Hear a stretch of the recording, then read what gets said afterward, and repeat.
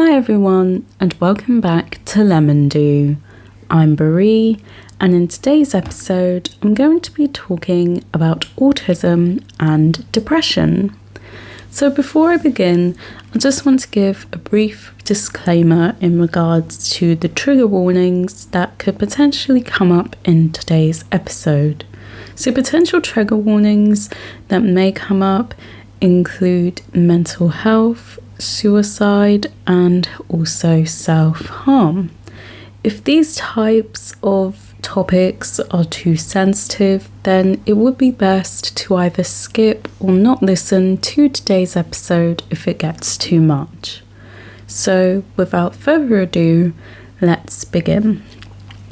So, of course, as I have mentioned in past episodes, aside from being diagnosed with autism, I have also been diagnosed with clinical depression, which mainly started in my teens when I was a secondary school student.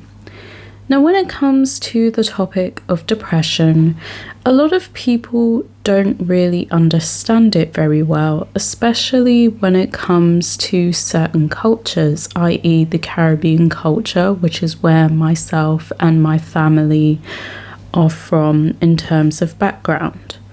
I suppose the problem when it comes to depression in particular is that you have instances where there's not enough support in terms of mental health services that are readily available.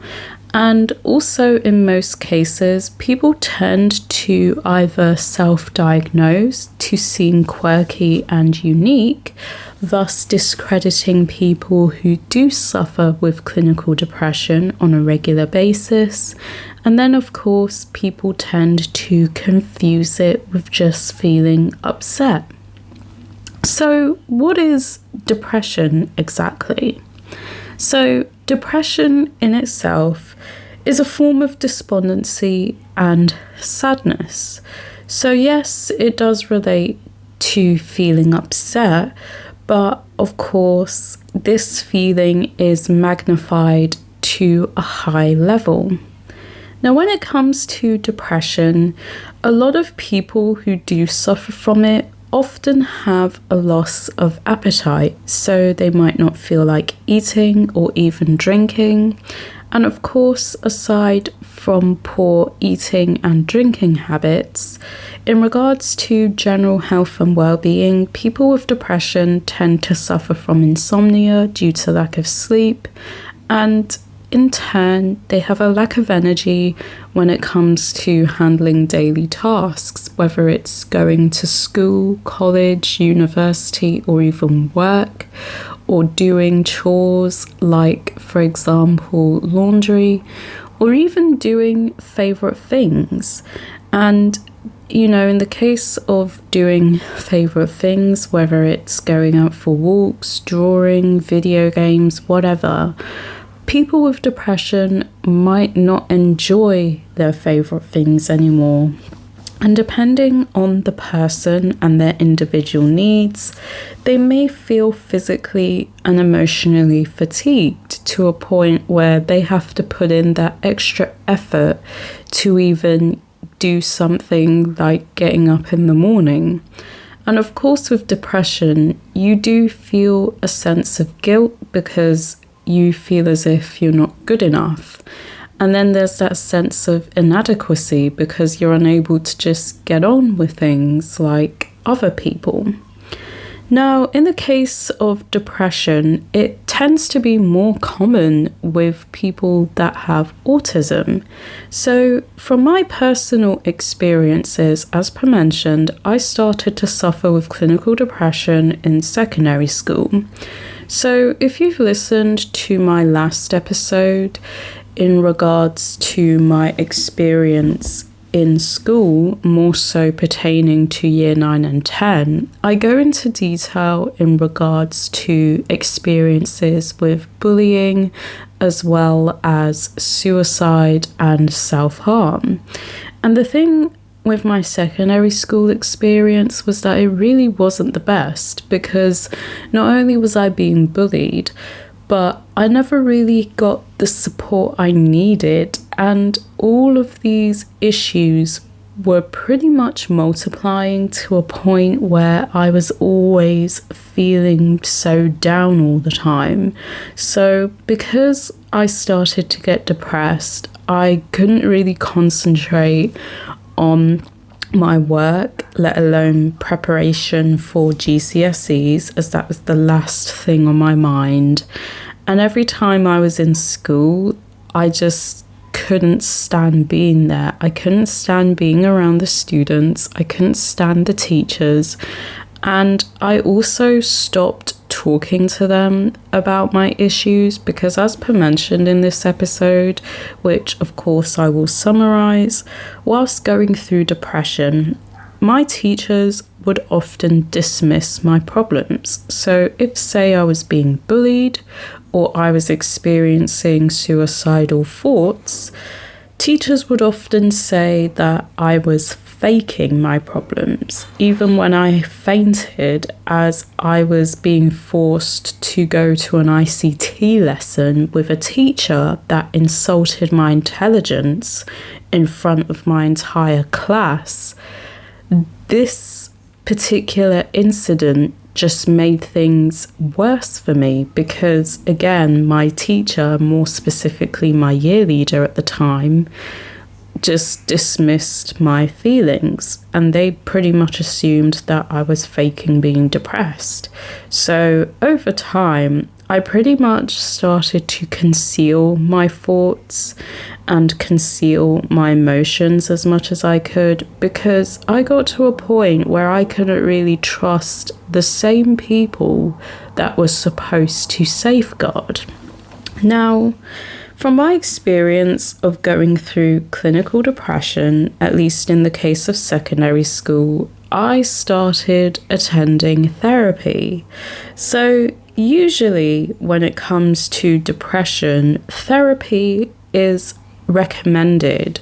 So usually, depending on the type of therapy that you do, you would have a series of sessions and you would talk to a clinically trained medical professional who is supposed to help you explore options which allow you to address your thoughts and feelings so you could get better.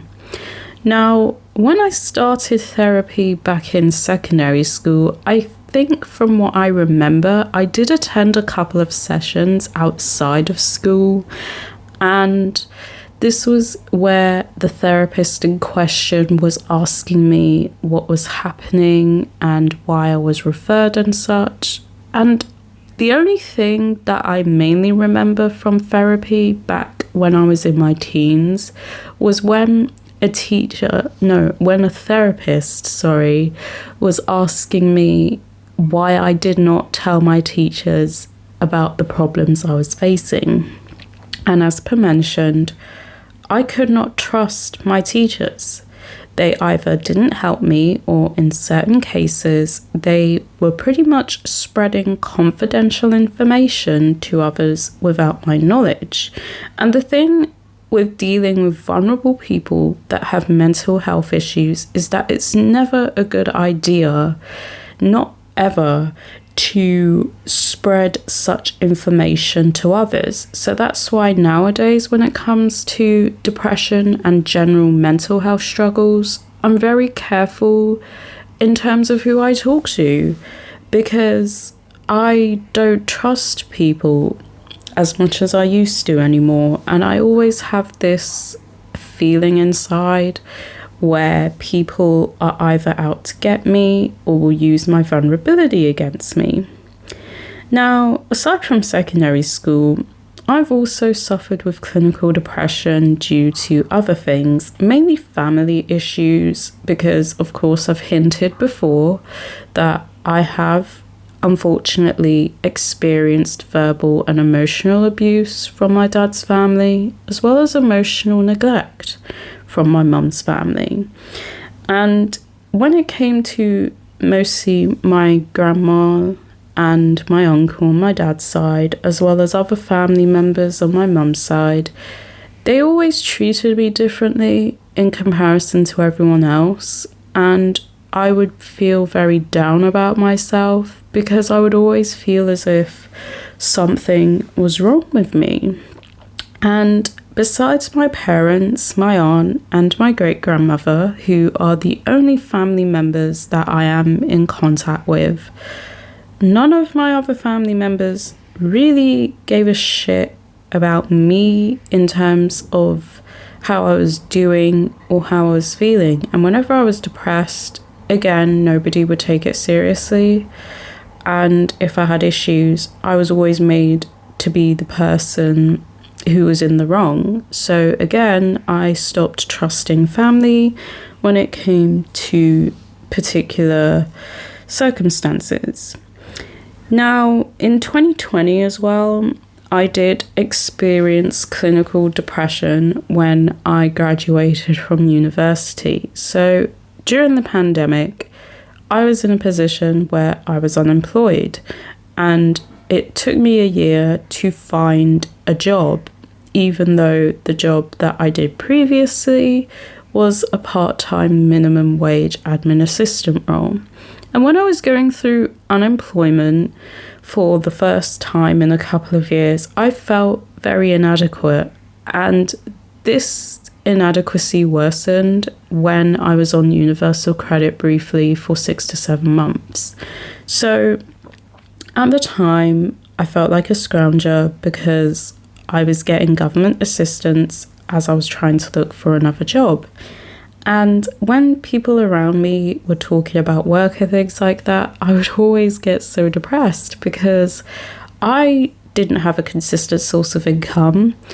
I didn't really have any workplace to go to, and I just felt like complete shit. And I remember during my experience with depression in 2020 in particular, I didn't really go out of the house as much. So I was mostly just sitting in my bed watching YouTube videos, and I would have instances where I was crying in and out of the day. And I remember at one point when my dad and I were playing on the Wii, as we like to do gaming, I was crying and I just couldn't really enjoy the games that I loved because I was having an experience where I was just too depressed to do anything. So it was like, I couldn't really enjoy video games anymore. I didn't enjoy my favorite things like drawing or painting. All I wanted to do was just curl up in a ball and hide myself from the world because I felt like I didn't deserve to be seen. Now, the thing with other forms of treatment in relation to depression is, aside from therapy, medication is typically recommended. So you've got different forms of medication, and the most common form of medication that is often used is called SSRIs. So these are antidepressants which are supposed to regulate your serotonin levels. So SSRIs stand for selective serotonin reuptake inhibitors, and according to the NHS, as per mentioned, these serotonin neurotransmitters, which are linked to emotion, are sort of leveled out so that you feel stable, if that makes sense. And one of the most common forms of antidepressants that's typically prescribed by pharmacists or GPs is sertraline. So since 2020, I have been on sertraline in and out. So I remember when I was taking sertraline as prescribed by my GP for the first time, the first experience was actually very jarring for me. So you have different doses of antidepressants, but usually depending on your needs and how depressed you are, 50 milligrams of sertraline would usually be prescribed as a recommended dose to sort of start you off. So of course, when you're taking antidepressants, for the first couple of weeks or so, you kind of have to wait for it to kick in. And when you're taking antidepressants, typically it's not recommended to drink alcohol or to eat certain foods like grapefruit, because it sort of, I guess, messes up the levels inside your body, if that makes sense. But going back to my personal experience, when I was on 50 milligrams of sertraline for the first time, my body was just reacting strangely. So I remember experiencing a lot of awful side effects, primarily shaking in my sleep and my teeth jittering, which I could actually hear and feel, which made my sleep very inconsistent. So half the time I was getting maybe 3 to 4 hours of sleep in and out, and I would often be sleeping during the day, and I was often awake at night because my sleeping in general was very inconsistent. And besides not having enough energy to do many things, besides hygienic duties, of course, because even whilst on antidepressants, I still take care of my hygiene, there were instances as well where I was just feeling very tired. So in a sense, to be completely honest, I kind of felt like my body was in one place and my soul was somewhere else, just drifting away. And when it came to my eating and drinking habits, I noticed that I was not eating as much because my stomach felt full, even though I was barely eating. And I think I did briefly lose a bit of weight, or felt like I was losing weight. So, because of these side effects, I was just unable to function as normal. So then I had to review my medication, and I was given a reduced dose of 25 milligrams, which was a lot better. And as of now, despite the fact that, of course, I am in full-time employment and I seem to be doing okay, I do sometimes have depressive episodes. And since January, actually, I've been back on sertraline, although I'm on 25 milligrams, which is what I can manage because it levels me out. So nowadays, when it comes to my depression and mental health, I often track it. So I have apps on my phone like Dailyo, which is where I do my daily mood check-in and habit check-in. So I can just observe how I'm feeling during the day, what I'm doing, what I'm eating.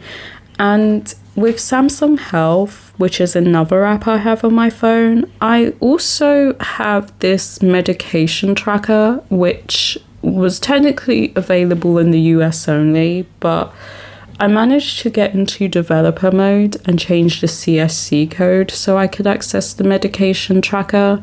And what it does is it basically allows you to log in medication. So I use that to remind myself to take my antidepressants at a certain time, because normally when you're on them, you're supposed to take them at the same time on a regular basis. So having that on my phone and watch is really helpful because it reminds me when to take my medication, although sometimes I accidentally forget, because if I'm at work, for example, and I'm just kind of busy with things, it's kind of hard for me to sort of remember to take my medication at certain times, but I try to be as consistent as possible, which is a good thing. And another thing that helps me as well in terms of sort of trying to handle depression is, journaling. So I often write journal entries about my feelings, and it's kind of a good thing because I can put my thoughts onto paper somewhere or even on an app. And with journals, sometimes I like to do voice ones as well. So I've been getting into voice journaling lately, where I just sort of talk to myself and then play back my recordings. And it's really great because I can vent in a way that works for me, and nobody else has to hear me speak or see what I'm writing. And doing creative activities really helps with depression as well. Like for me personally, it does anyway. So one thing I've really been getting back into is creative writing. So I like to write stories about my original characters, and sometimes when I'm going through rough emotions, that's where my best ideas tend to come out, you know, and I just love putting things down that come to mind. It just really gets me into that creative process, you know. And also, of course, drawing and painting, especially if I'm doing expressive pieces. Now, another thing that I kind of wanted to mention when it comes to depression, although I've sort of touched on it a bit, is that when it comes to Black families in particular, depression is often dismissed because if you are a Black person, particularly somebody from the Caribbean culture, you might have had experiences where people tell you to stop being so weak and emotional, because in a lot of Black families, as well as certain cultures as a whole, as I may have touched on briefly, showing any form of emotion is classed as a sign of weakness. So if you're crying or something, people will tell you to stop being weak. And ironically enough, I have had an experience in secondary school where I was crying in year 7 because I had a migraine. And although this didn't directly link to depression, as I started getting clinical depression when I was like 14, 15 in my teens, I still remember this one Black teacher or mixed race teacher telling me to stop crying because I was being weak. And I actually remember an ex-friend who I don't talk to anymore that actually told me that I made them feel weak because I cried too much. And although they're not Black, again, this kind of reiterates my point in regards to how Black people deal with depression. Because the thing with Black people and depression is that a lot of people within this particular race tend to cover up their emotions, because the stereotype is that, you know, if you're a Black woman or something like that, or even a Black man especially, you have to be strong all the time. You're not allowed to show emotion. You're not allowed to be vulnerable because you are weak for doing so. And in a lot of cultures within the Black community, therapy is not really something people approve of. A lot of Black people don't even seek therapy if they're depressed because they're told they don't need it. So what tends to happen is their issues worsen and they push it aside because they have been told by others that they are not allowed to express emotions whatsoever. Now, what people don't understand as well when it comes to depression is that it's not something you can control. So obviously, I have days where I will be absolutely fine. And then I'll have days where I feel like absolute shit and I just don't have the energy to do anything or deal with people. But in certain scenarios, like when I'm working, if I'm depressed, of course, I will tell my manager that if I feel cranky or if I come off a certain way, it's because I'm going through some personal stuff. And that's fine. And of course, when it comes to depression, I can only manage things one step at a time. I can only try my best each day. And I think the most important thing with depression as well is if you do feel depressed and are going through a mix of confusing emotions, even doing one small thing, like, I don't know, cleaning your room is an accomplishment because you're trying your best. And if anyone judges you, then those types of people who are like that are not the types of people you need in your life. And this is something I will always reiterate when it comes to not only autism, but mental health in general, is that it's very important to have a support system. When it comes to depression, having a support system around you is very important, because when you have a support system, whether it's close family, friends, work colleagues, etc., that support system makes a huge difference, because you have people that will take the time to listen to you and understand exactly how you feel if the people in question are going through the same things as you. And if anyone in your life is being judgmental when it comes to your depression and dismisses your feelings, then personally, in my opinion, it's best to just cut those people out altogether, because at the end of the day, you don't want people to drag you down when you feel a certain type of way. So that pretty much concludes today's episode on autism and depression. I do hope that you have enjoyed today's podcast. And of course, I appreciate the likes, the comments, and the feedback, because that little bit of support makes a huge difference.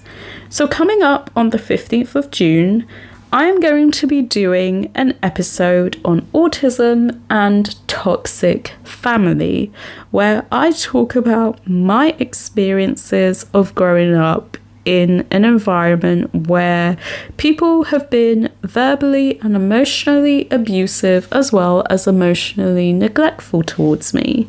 And as part of this episode, I'm going to be inviting my mum to share some of her own experiences as well, because I mainly wanted to bring up some details in regards to generational abuse, more so in Black families, and how it can really damage people for a long time.